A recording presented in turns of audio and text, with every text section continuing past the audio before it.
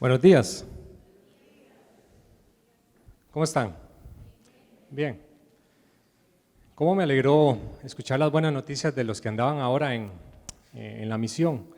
¿Verdad? Cómo Ciudad de Dios está impactando las naciones y cómo está llevando una nueva revelación, ¿verdad? A personas que tal vez conocen a Cristo con una revelación tal vez muy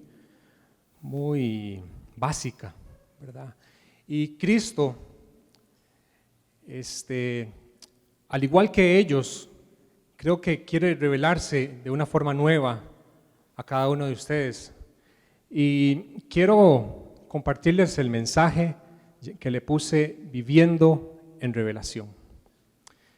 Quiero que me acompañen por favor a Mateo 16, 13, 19. Voy a estar leyéndolo en Reina Valera. Dice así: viniendo Jesús a la región de Cesarea de Filipo, preguntó a sus discípulos diciendo: ¿quién dicen los hombres que es el Hijo del Hombre? Y ellos dijeron: unos Juan el Bautista, otros Elías y otros Jeremías o alguno de los profetas. Y Jesús les dijo: ¿y vosotros quién decís que soy yo? Y respondiendo Simón Pedro dijo: tú eres el Cristo, el Hijo del Dios viviente. Entonces le respondió Jesús: bienaventurado eres, Simón, hijo de Jonás, porque no te lo reveló carne ni sangre, sino mi Padre que está en los cielos. Y yo también te digo que tú eres Pedro, y sobre esta roca edificaré mi iglesia, y las puertas del Hades no prevalecerán contra ella, y a ti te daré las llaves del reino de los cielos, y todo lo que atares en la tierra será atado en los cielos, y todo lo que desatares en la tierra será desatado en los cielos. ¿Cuántos conocen ya? ¿Cuántos han escuchado este pasaje? Amén. C.S. Lewis dice que nosotros somos lo que creemos, somos un conjunto de creencias y estas creencias pasan, podríamos decirlo, por un proceso cognitivo. De primero percibimos información, después tenemos una perspectiva que es influenciada por nuestra posición. Para explicarles un poquito más esto, ¿qué es percepción? Percepción es el acto de recibir, interpretar y comprender información a través de nuestras señales sensoriales, a través de nuestros 5 sentidos. Esto nos va a dar una perspectiva. ¿Qué es perspectiva? Perspectiva es el punto de vista al que llegamos cuando obtenemos esa información que recibimos por los 5 sentidos. Pero todo eso es influenciado por nuestra posición. Y la definición de posición podríamos decir que es lo que permite descubrir nuestra postura o actitud que asumimos con esa información que estamos recibiendo. Es la manera de pensar, es la manera de obrar y de conducirnos con respecto a algo que creemos. Entonces, podríamos resumir eso como nuestra percepción influencia nuestra perspectiva, pero nuestra perspectiva es influenciada por nuestra posición. Es como ¿cómo se dice? Un trabalenguas. Ya lo vamos a ir entendiendo. Para entender un poco más cómo influencia nuestra posición, quiénes somos nosotros, podríamos decir que nuestra perspectiva hacia las cosas se define por la posición que tenemos. Si yo les digo a ustedes, esta botella está medio llena o está medio vacía, probablemente ustedes desde la posición en que están la van a ver medio llena, pero yo la hago así y desde mi posición está medio vacía. Mi perspectiva es muy diferente a la de ustedes. Y algo sí sé es que vino Jesús a esta tierra a cambiar muchas perspectivas. Jesús viene y escoge a 12 hombres con perspectivas totalmente diferentes, con posiciones diferentes, con costumbres diferentes, con temperamentos diferentes, con grados académicos muy distintos y con diferentes ideologías. Y los une para cambiar sus perspectivas. Todos ellos esperaban a un Mesías, pero de una forma diferente. Algunos estaban esperando un libertador político, un libertador social o un libertador financiero. Todos tenían una perspectiva muy diferente de Cristo. Les voy a dar varios ejemplos, cómo habían personas, como historias de la Biblia, habían personas junto con Cristo, estaba pasando una situación, pero tenían perspectivas muy distintas a las que tenía Cristo. Mateo 8:23, vemos que Jesús está en la barca con los discípulos, están en la misma barca, ellos están observando las mismas mareas, los mismos vientos, la misma crisis, pero ellos y Jesús tienen una perspectiva muy diferente. Jesús está durmiendo por un lado de la barca y los discípulos están por otro lado, asustados, pensando que van a morir. Misma situación, perspectiva diferente. Mateo 14:14 dice Jesús que ya se estaba oscureciendo y había una multitud, más de 4,000 personas, y les pregunta: ¿qué es lo que quieren, qué es lo que tienen ustedes para darle a estas personas? Los veo que necesitan alimento. ¿Qué tienen ustedes?, le dice a los discípulos. Y los discípulos dicen: pero apenas tenemos 5 panes y 2 peces, eso no alcanza, no es suficiente. Pero Jesús les dice: eso es suficiente y va a sobrar. Misma situación, perspectivas diferentes. Lázaro, ya ustedes conocen la historia de Lázaro, llevaba 4 días muerto. Para entonces eso era casi que imposible que ocurriera un milagro. Y aún así Jesús le dice a Marta: yo soy la resurrección y la vida. El que cree en mí vivirá. Y le dice Jesús: quiten la piedra. Y dice Marta: hey Señor, pero él hiede, ya debe estar descompuesto. Y Jesús, ¿qué le dice? Martita, ¿no te dije que si creías verás la gloria de Dios?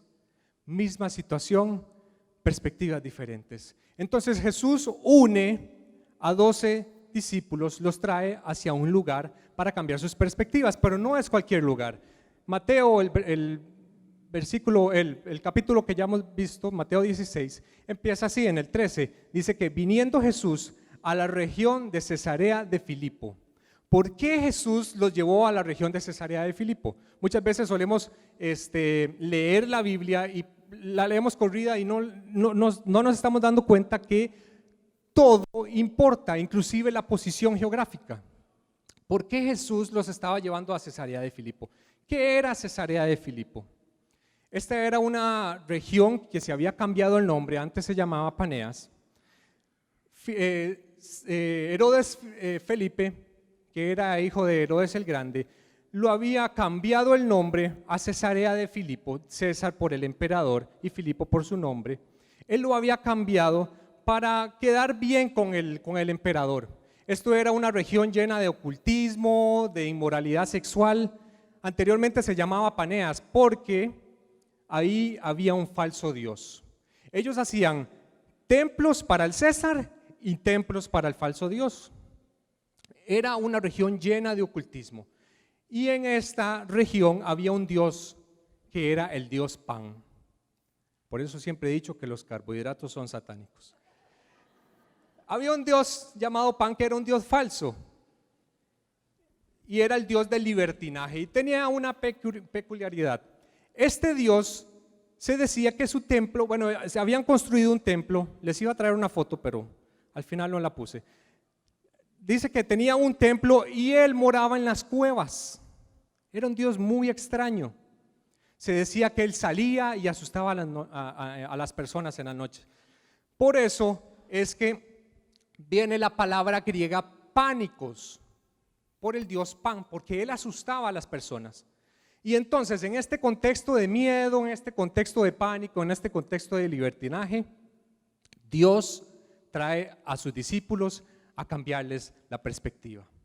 Los habitantes en esta región eran la mayoría paganos. Y aquí Dios quiere revelar una nueva revelación a sus discípulos. Él va a revelarles una nueva revelación sobre su identidad y les hace una pregunta. En este contexto, ¿verdad?, que ya les dije de pánico y de duda, genera 2 preguntas. Una, se la pregunta, lo vemos en el verso 13, creo que es, verso 13-14. Y le pregunta: ¿quién dicen los hombres que es el Hijo del Hombre? Se lo está preguntando a los discípulos. ¿Quién dice la gente que está afuera? Los que no tienen comunión conmigo, ¿qué es lo que están diciendo de mí? A Jesús le interesa qué es lo que dicen las personas. ¿Qué es lo que están diciendo de mí? Las personas que solamente escuchan de mí, ¿qué es lo que dicen? Jesús, primeramente, está interesado en las personas de afuera. Yo quiero saber, los que no se relacionan conmigo, ¿qué es lo que están diciendo? ¿Qué es lo que están hablando de mí? ¿Y qué es lo que contestan los discípulos? Algunos dicen que eres Juan el Bautista, otros dicen que eres Elías, otros respondieron que era Jeremías, algunos los profetas. Y sabes, lo que creemos de Jesús, nosotros, los que tratamos de estar en su presencia, va a influenciar lo que piensan otras personas de Jesús. Nuestra vivencia, influencia o nuestra posición en Cristo va a influenciar la perspectiva de las personas que están afuera. Lo que pasa y podría pasar, como dijo un teólogo, estamos muy cerca de la cruz, pero lejos de Jesús. Entonces nosotros creamos una caja de perspectivas, una caja de nuestras propias creencias sobre Jesús. Y si vemos las contestaciones, a él lo asocian con una persona del pasado. Y no tienen la revelación aún de una persona única y suprema. Y en el verso 15, después de la contestación dice, y ustedes los que pasan tiempo conmigo, ojo, ¿qué es lo que le están diciendo? ¿Qué decís yo? ¿Qué decís ustedes que soy yo? ¿Quién decís que soy yo? Ustedes, los que pasan tiempo conmigo, ¿quién decís que soy yo? Si nos ponemos a pensar, él no les estaba diciendo, necesitan algo, mira, hijitos, ¿cómo se sienten? No, él no les está preguntando, él está interesado en saber qué piensan ellos, las personas que están cerca con él, de quién es Cristo. Y muchas veces solemos pensar y venir y hablar con Cristo y pensar que Él solo está interesado en lo nuestro. Pero, aunque Dios está interesado en lo nuestro y Él quiere darnos lo mejor, la pregunta no tiene nada que ver con nosotros. ¿Por qué? Porque en nosotros hay inseguridades, hay miedos, hasta pánico. Pánico podría haber. Y entonces dice, ¿y ustedes? ¿Quién dicen que soy yo? Los que tienen intimidad conmigo, los que tienen cercanía conmigo, los que escuchan mi voz, los que leen mi palabra, los que pasan tiempo conmigo, los que oran conmigo, ¿qué dicen ustedes quién soy yo? Ahora la respuesta tiene que ser diferente. Esta respuesta tiene que ser diferente, porque la perspectiva es muy diferente de una persona que está cerca de Cristo a una persona que solo escucha de Él. Y es mi opinión de que si vemos el pasaje, por favor me lo pueden ir dejando. Si vemos el pasaje, hay una persona que contesta, pero para mí tuvo que haber por lo menos un minuto de silencio. Porque si Jesús llega ahora y se presenta aquí y nos pregunta, ¿quién estás diciendo tú o qué estás creyendo tú de mí? Uno probablemente se va a quedar así congelado y pensando para tratar de dar la mejor respuesta. Entonces el pasaje dice inmediatamente que Pedro responde, pero para mí tuvo que haber un momento de silencio donde todo el mundo se volvía a ver y entonces adivine quién contestó. El impulsivo, Pedrito. ¿Cuántos se relacionan con Pedrito? Pedrito era de las personas que golpeaba a una persona y después preguntaba por qué estaba peleando. Pedro probablemente en esta época iría conduciendo y alguien se le mete y empieza a hablar en lenguas, pero no angelicales. Pedro era de las personas que hablaba y contestaba primero antes que todos. Pero se levanta y tiene una revelación y dice, tú eres el Cristo, el Hijo del Dios viviente. Y esto llena de entusiasmo a Jesús. Y Jesús le responde en el griego, Macarios. Macarios, ¿qué significa? Bienaventurado eres Simón. Bendecido eres Simón. ¿Por qué le dijo bendecido? Pedro había tenido la revelación y por eso ya le estaba diciendo, tú eres bendecido por tener la revelación. Eres Simón, ojo cómo lo llama, tú eres bendecido, eres Simón, hijo de Jonás, porque no te lo reveló carne ni sangre, sino mi Padre que está en los cielos. Cuando tienes una revelación de quién es Jesucristo, ocurre un efecto dominó. ¿Y cómo ocurre esto? Cuando conoces quién es Jesucristo, ya eres bendecido. No sé si me escuchó. Cuando conoces y tienes la revelación de quién es Jesucristo, ya eres bendecido. Y ahora voy a hacer una polémica aquí. Usted no viene a la iglesia para ser bendecido. Usted viene a la iglesia porque ya es bendecido. Amén. Usted no canta para que Dios le bendiga. Usted canta porque ya es bendecido. Usted no le da a Dios para que Dios le dé. Usted le da a Dios porque ya Dios le dio. Amén. Dígale a la persona que está a la par o atrás: Dios no te va a dar lo que estás esperando. Y alguno de ahí dijo: te reprendo, Satanás. ¿Por qué Dios no te va a dar algo que estás esperando? Porque ya lo tienes, ya eres bendecido. Entonces, ¿cómo estás esperando algo que ya tienes? Amén. Entonces, nuestra perspectiva cambia. No por una posición externa, no por una posición interna, no por el intelecto, no por razonamiento, no por experiencia. No es porque tengas muchos años de estar en la iglesia. Es por revelación. Únicamente por revelación, y eso lo da el Espíritu Santo. Y entonces Jesús le dice a Pedro: y ahora, como tú sabes quién soy, yo te voy a decir quién eres tú. Nunca vamos a descubrir la totalidad de lo que Dios quiere para nosotros si no tenemos la revelación de quién es Cristo en la totalidad. Y muchas veces nos enfocamos más en tratar de descubrir qué es lo que tiene Dios para nosotros. Si vamos a ser maestros, si vamos a ser evangelistas, si vamos a ser, no sé, pastores, si Dios nos va a llevar a las naciones. Nada de eso va a ocurrir si no creces en revelación, porque eso es lo único que te va a equipar para entender a qué te ha llamado Dios. Todo tiene un orden. Y entonces, nuestra identidad no tiene nada que ver con nosotros, tiene todo que ver con Cristo. Y entonces, cuando Pedro identifica quién es Jesús, Jesús empieza a explicar cuál va a ser el fundamento que él va a edificar. Y entra en un diálogo profético. Dice: bienaventurado eres, Simón Pedro, hijo de Jonás, porque no te lo reveló carne ni sangre, sino mi Padre que está en los cielos. Y yo también te digo que tú eres Pedro. De primero le dijo: bienaventurado eres Simón. Y él le dijo: y yo también te digo, tú eres Pedro. Tú eres Petros, en el griego Petros. Le cambia de Simón a Pedro, cambia su identidad y dice: y sobre esta roca, sobre esta Petra, es muy diferente. Petros porque es en masculino y Petra es en femenino. Petros es piedra pequeña y Petra es roca. Y dice: y sobre esta roca edificaré mi iglesia. ¿Sabe qué es lo que está diciendo? Como ya usted tuvo la revelación, yo voy a revelar quién soy yo en tu vida. Y hay una coma, dice: y sobre esta roca edificaré mi iglesia. Bueno, acá hay un punto, no. Y dice: y yo también te digo, tú eres Pedro, coma, y sobre esta roca edificaré mi iglesia. Si no hubiera una coma ahí, el contexto seguiría hablando sobre Pedro, pero esa coma hace distinción. ¿Por qué hace distinción? Porque si no, Pedro sería la roca que estaría edificando la iglesia. ¿Quién es la roca? ¿Por qué cambia el contexto Cristo?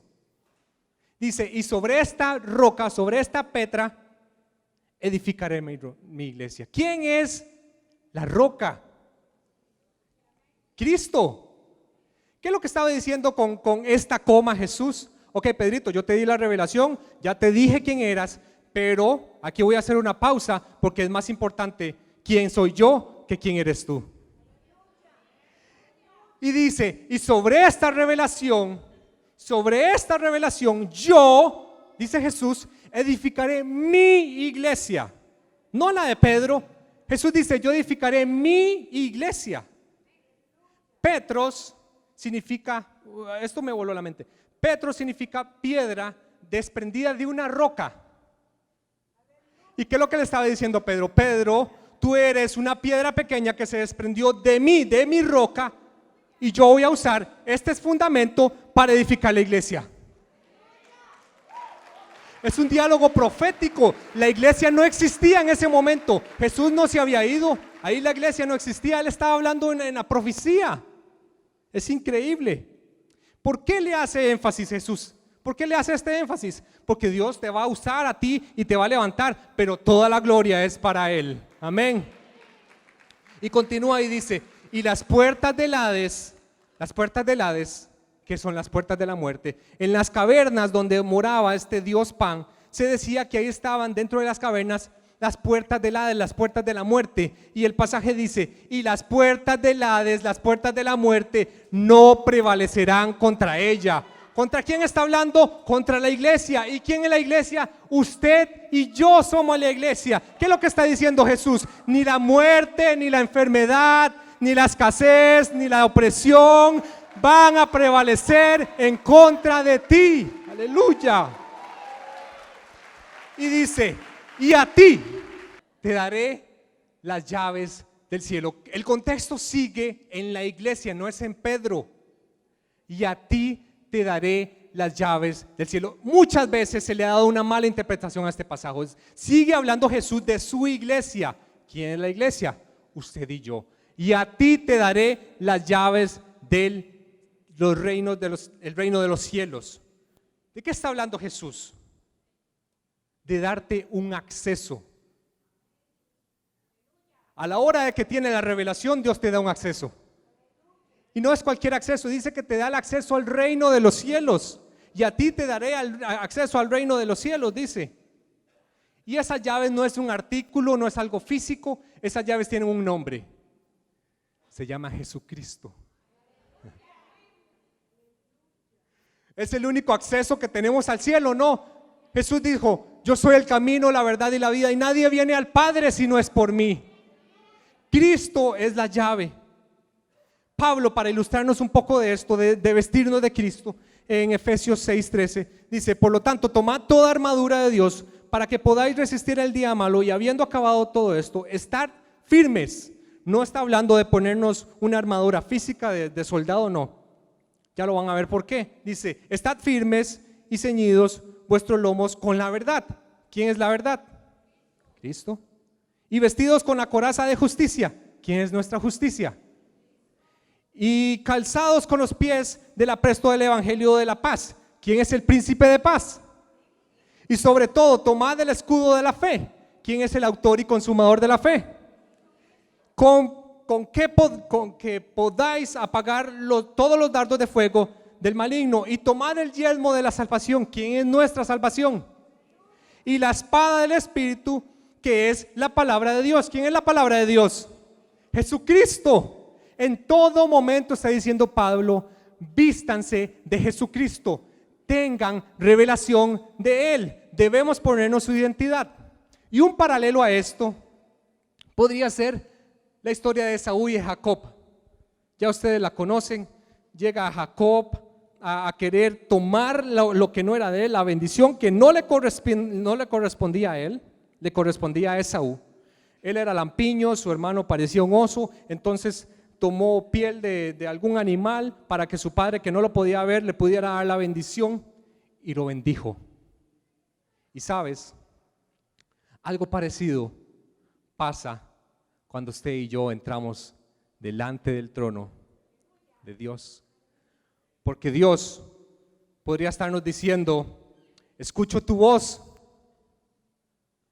yo sé quién tú eres, pero cuando te veo a mi Hijo amado en quien tengo complacencia. Veo a mi Hijo amado que murió en la cruz. Amén.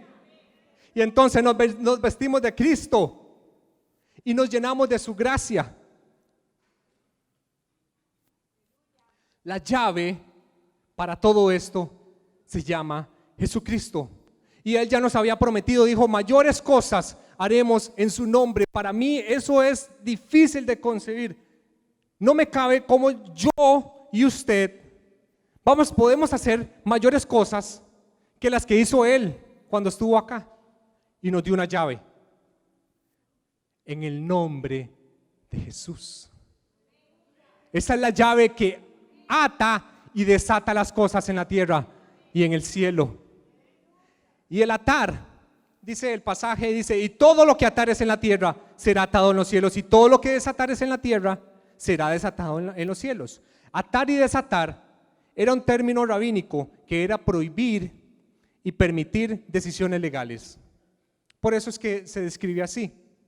En el griego esto es una construcción gramatical que es un poco diferente a la que leemos ahí. Se podría leer así: lo que ya ha sido atado, lo que ya has atado, fue desatado en los cielos. Lo que antes de que tu boca pronunciara, ya fue desatado en los cielos. Ya había pasado en los cielos. Yo no sé cómo tu familia va a venir. Yo no sé cómo vas a recibir la sanidad.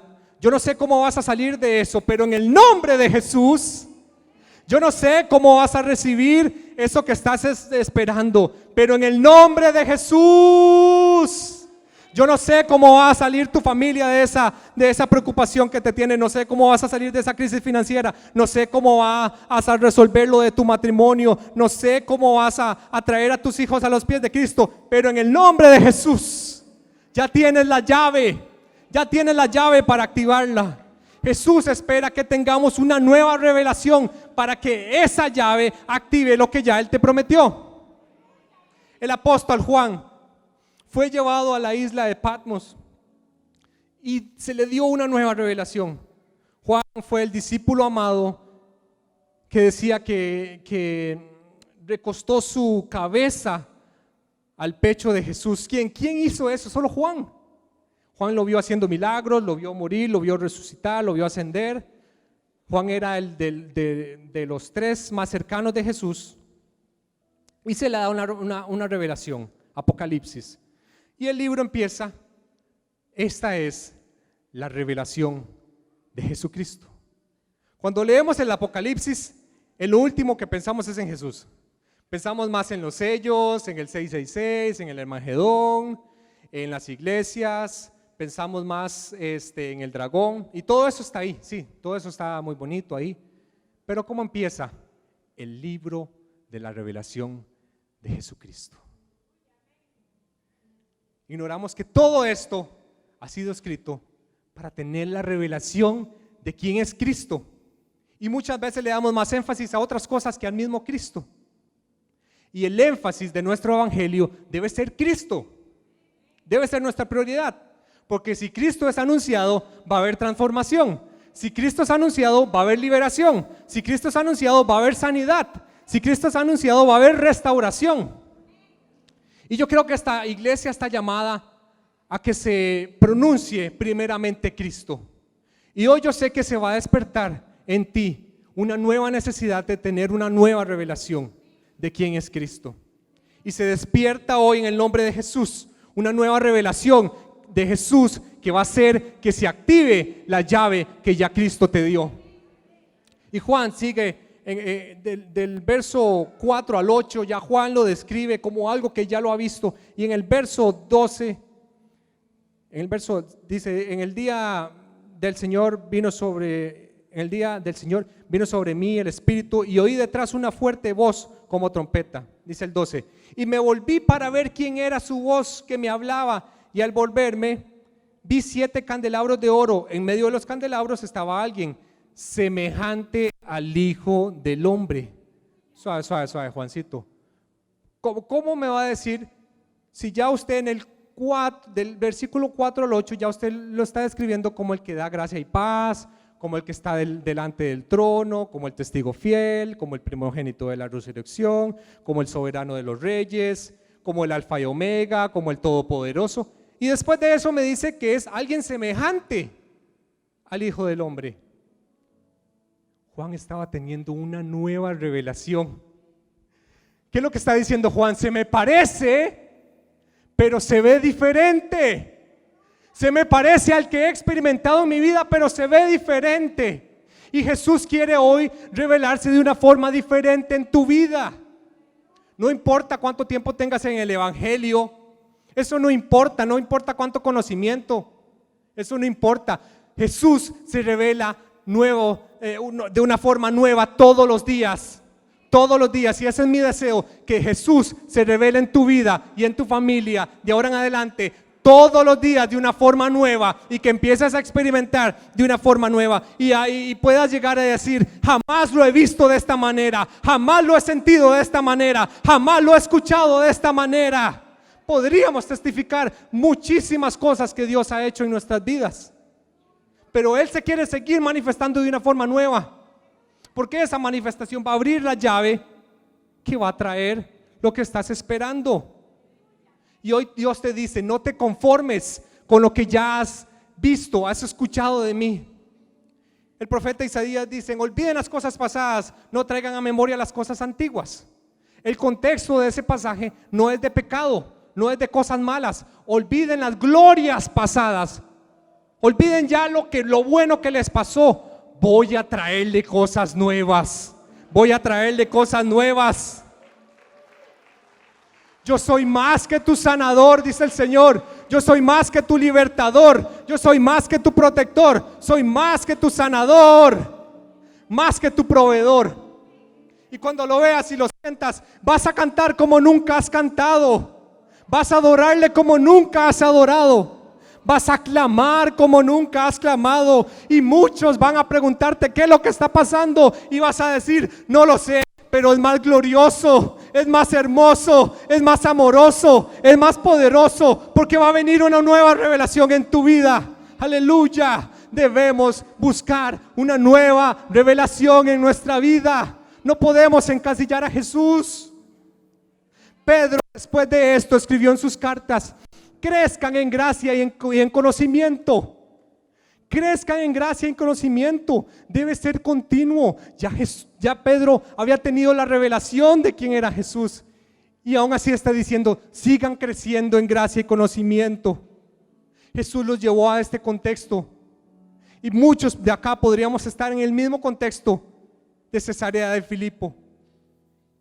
Un contexto de miedo. No sabemos qué es lo que va a pasar con nosotros, no sabemos qué va a pasar con nuestra situación, no sabemos qué va a pasar, tenemos duda, inclusive tenemos pánico. Y Jesús te quiere hacer una pregunta hoy. Les invito a ponerse en pie, por favor. Jesús quiere hacer una pregunta hoy. Ustedes, los que están acá, que vienen a buscarme, que conocen de mí, que me buscan en mi palabra, que me buscan en oración, ¿quién soy yo para ustedes? ¿Quién soy yo para ustedes? Y tu respuesta va a determinar el éxito de tu vida. Y si respondes bien, vas a recibir una llave que va a abrir todo lo que has esperado, todo lo que Jesús te prometió. En el nombre de Jesús. ¿Por qué? Porque ya se te dio el poder para atar y desatar las cosas en la tierra como en el cielo. Dios quiere darte una nueva revelación, darte una nueva revelación, darte una nueva revelación, darte una nueva revelación. Y yo sé, siento en mi espíritu que muchas personas acá se sienten insatisfechas con su estado espiritual, y han clamado y son fieles a Dios, y han pasado tiempos de oración y siguen clamando y buscando su rostro, y sienten una angustia porque no tienen la experiencia, no tienen una nueva experiencia, no han tenido una nueva revelación, y se han confundido posiblemente, y esa confusión ha traído un bloqueo a las bendiciones de Dios. Dios quiere revelarse de una forma muy diferente hoy. No importa cuánto tiempo tengas, no sé si tienes 40 años de estar en el evangelio, eso no importa, porque si tú quieres hoy una nueva revelación, la vas a recibir. Aleluya. Y voy a hacer una invitación a todas esas personas, no importando la condición. Esto es de revelación y esto es por gracia. Jesús quiere venir a revelarse de una forma diferente, que venga y recibas lo que estás esperando de parte de Él, pero primero conectarte con la revelación para darte la llave y puedas activar lo que tú quieres activar aquí en la tierra, que ya fue activado en el cielo. Hago la invitación para toda persona que quiere seguir creciendo en revelación, que toda persona que quiere seguir experimentando cosas nuevas en Jesús, esas personas que están insatisfechas de su estado, que son agradecidas, sí son agradecidas, pero saben que hay algo más para sus vidas y quieren llevarse algo hoy de Jesús, quieren llevarse algo nuevo de Jesús. Aleluya. Revélate, Padre, hoy de una forma diferente. Queremos conocerte de una forma diferente. Déjanos experimentarte de una forma diferente. Marca nuestros corazones hoy. Que busquemos una nueva experiencia todos los días. Que caigamos en razón que necesitamos una nueva experiencia todos los días.